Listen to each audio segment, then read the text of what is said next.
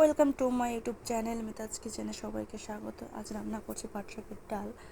তো আমি শাকটাকে সুন্দর করে ধুয়ে নিয়েছি, তারপরে ধুয়ে কেটে নিয়েছি। তো এখানে ডালটা আমার সেদ্ধ হয়ে গেছে। তো ডালের মধ্যে আমি শাকটা দিয়ে পরিমাণ মতো হলুদ, পরিমাণ মতো লবণ দিয়ে শাকটাকে সুন্দর করে সেদ্ধ করে নেব।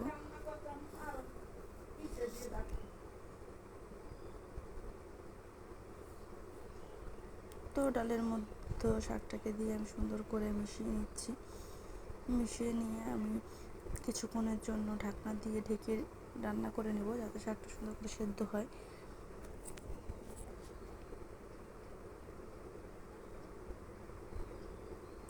পাট শাকের ডাল কিন্তু খেতে অনেক মজা হয়। যারা যারা খান বা খেয়েছেন অবশ্যই কমেন্ট করে জানাবেন।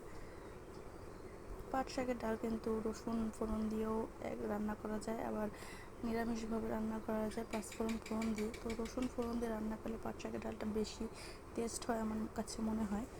তো আমি এইভাবেই বেশিরভাগ রান্না করি।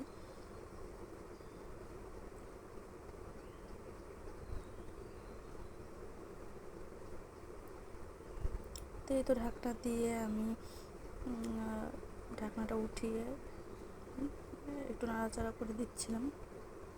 তো ডালটাকে নামিয়ে নিয়ে আমি এখানে ফোড়ন দিয়ে দিব। তো ফোড়নের জন্য আমি ডালটাকে নামিয়ে নিয়েছিলাম। তারপরে তেল গরম করে তেলের মধ্যে গোটা জিরা, শুকনো মরিচ দিয়ে রসুন থেতো করে দিয়ে দিয়েছি। তারপর আমি ফোড়নটা দিয়ে ডালটাকে এখন সুন্দর করে নাড়াচাড়া করে নিচ্ছি। ডালটা আমার প্রায় রেডি হয়ে গেছে। একদম সহজে সিম্পলভাবে রান্নাটা করেছি। খেতে খেতে খুব টেস্ট হয়েছিল। যারা যারা এভাবে রান্না করে খান অবশ্যই জানাবেন।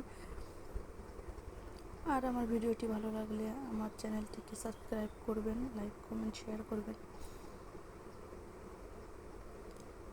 ধন্যবাদ সবাইকে।